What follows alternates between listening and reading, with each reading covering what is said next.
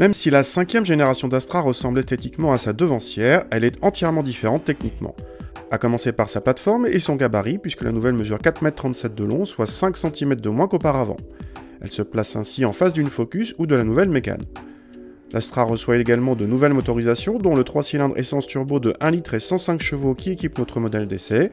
Ce bloc peut s'associer aux finitions édition et innovation et à une boîte robotisée simple embrayage appelée EasyTronic. A l'intérieur, la planche de bord est inédite et a bien progressé en qualité perçue, même si les plastiques sous le bandeau noir laqué sont durs. L'écran central tactique manque un poil de réactivité mais recèle une connectivité plutôt riche avec Apple CarPlay et Android Auto de série. Les équipements de sécurité modernes sont de la partie avec le freinage automatique de série sur notre niveau de finition.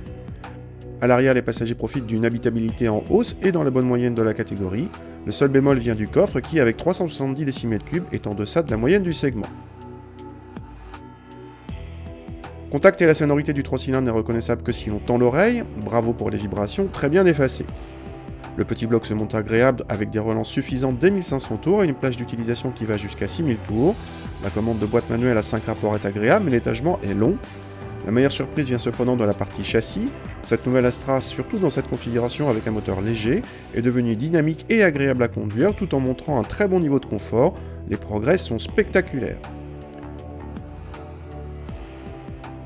Cette Astra dans cette configuration devient tout simplement l'une des meilleures de la catégorie en compromis confort-comportement routier et côtoie des références telles que la 308, carrément.